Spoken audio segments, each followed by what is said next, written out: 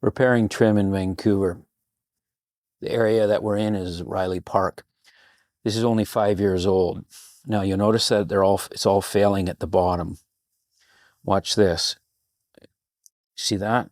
That's my key, easily going in.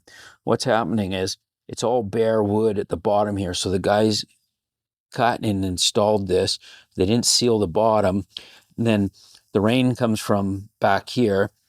It gets in and then it just wicks up. That's why it's all rotting up here. So this is only 5 years old.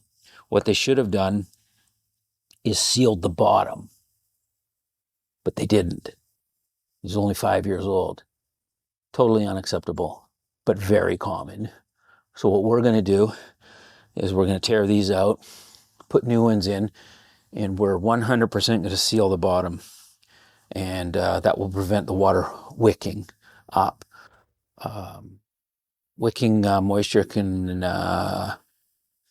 it can go up a building, like I think 20 or 30 stories. It's just amazing. Capillary action, it just keeps going up and up. So thanks for watching, and comment below and let us know how we're doing.